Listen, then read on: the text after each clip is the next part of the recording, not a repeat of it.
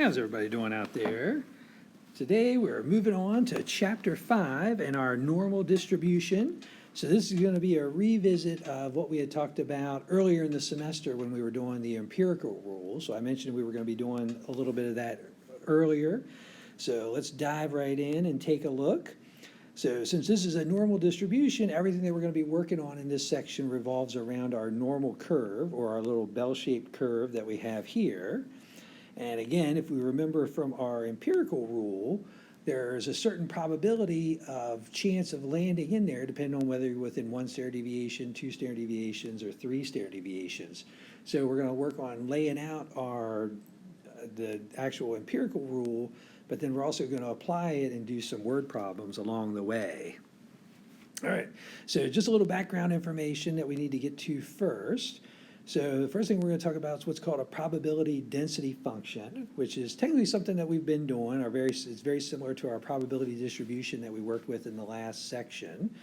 So in general, a density curve or probability density function is just a graph of a continuous probability distribution, and then it's going to satisfy these certain properties. So remember last time what we did is discrete probability, which was whole numbers like 0, 1, 2, 3, 4, 5. So continuous means that we can have whole numbers, but then we can also have decimals, we can have fractions, we can have kind of anything in between. So this one is going to cover a kind of a larger range of values, but we're still going to do them in a similar approach to the way we did our probability distributions. All right, so of course, some of the main things that's true about probability. So if you look at the area under the curve, it's going to equal 1, or if we add up all the probabilities that exist, it's all going to equal 1.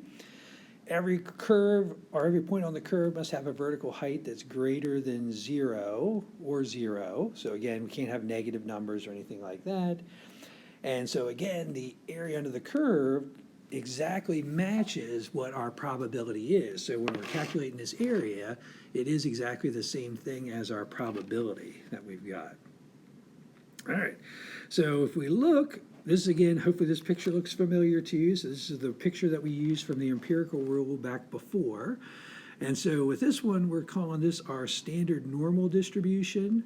And so what we mean by that is that our mean is going to equal 0, and that our standard deviation is going to equal 1.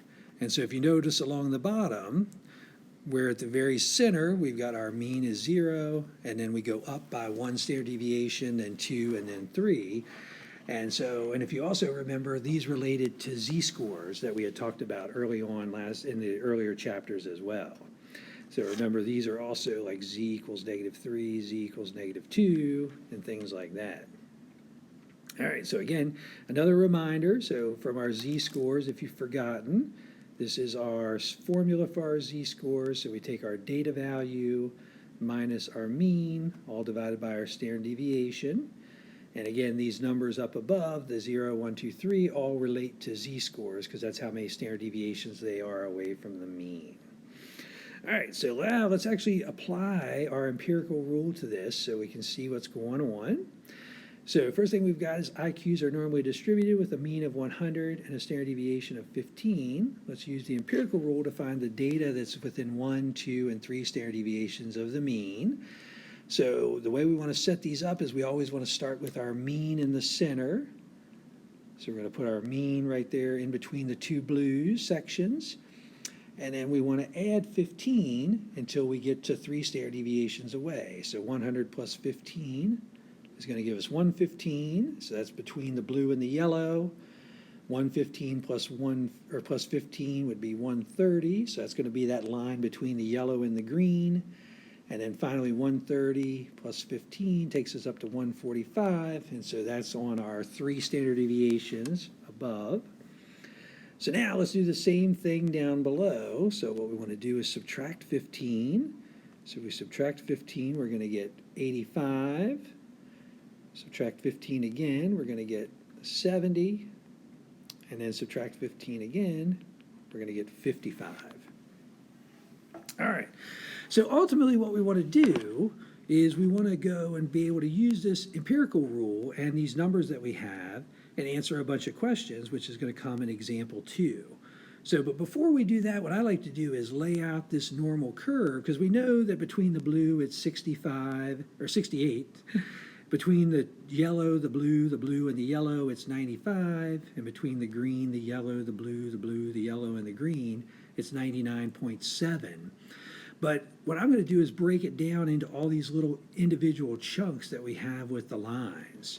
So again, for example, since the blue from here to here is 68, then if I divide that in half, then that means the left-hand side is going to equal 34%, and then the right-hand side is also going to equal 34%. So now I want to find how much those two yellow chunks are. Well, I know the whole way from here to here is 95, but I've got that blue section that I already know is 68. So let's take 95 minus 68. And so that gives me 27. So that means the two yellow parts added together are going to equal 27. And since they're symmetric, if I divide them by 2, that's going to give me, so it looks like 13.5 in that case. So this yellow is going to be 13.5. This yellow is going to be 13.5. And so now, if I go out and get the greens, those little teeny weeny green sections, so again, I know the whole thing is 99.7, but the yellow, the two blues, and the other yellow is equal to 95.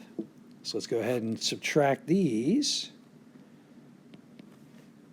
So I know the two green sections combined together are going to equal 4.7. And so if I divide those by 2, I'm going to end up getting 2.35. And then finally, even though anything past 145 or smaller than 55 are going to be outliers, there is still a little bit of a possibility that they're out there, because remember, our probability has to add up to 100. And so if we take our 100 minus our 99.7, then in this case, I'm going to get 0.3 is left over in that section. Doesn't even seem to have a color because it's so low. And so again, if I divide my 0.3 by 2, I'm going to get 0.15. So the nice thing is, now that I've got everything laid out, when it comes time to answer these questions, I just need to go and figure out which of these sections I'm using, add them up, and then get my probability from there. So for example, if I look at example 2, we're trying to find the IQ of someone between 85 and 130.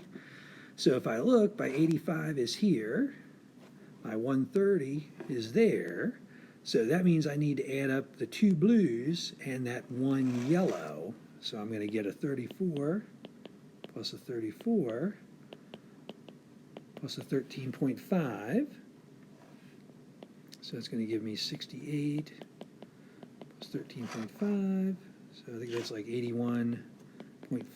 So there's an 81.5% chance that if I grab one person at random, they're going to have an IQ between 85 and 130.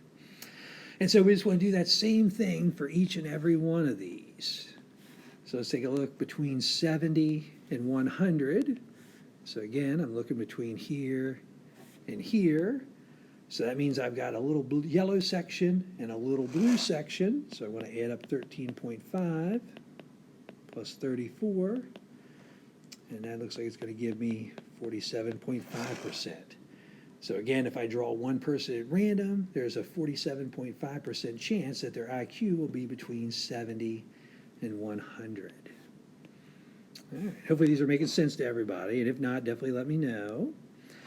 All right, so above 115, so we've got our 115 is here. So we want everything to the right of 115. So we want that yellow, the green, and then that little section doesn't even look like it has a color. So we're going to add up 13.5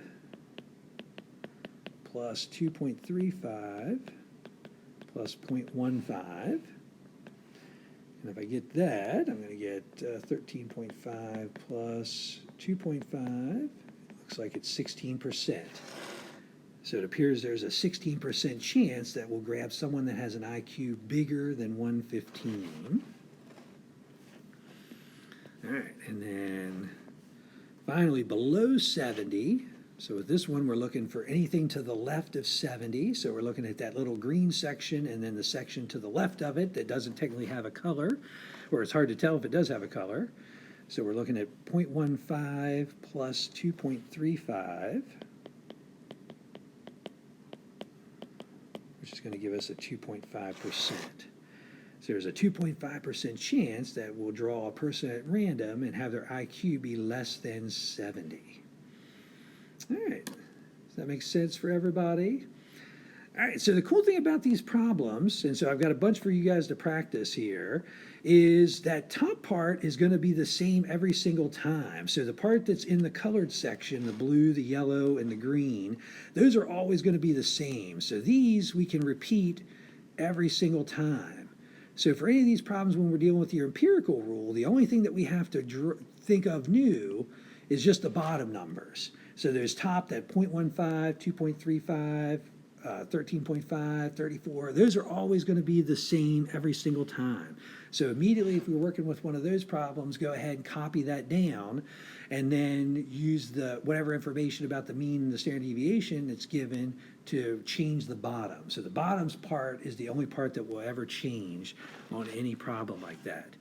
So good luck with your empirical rule, and I'll see you in the next video for 5.2.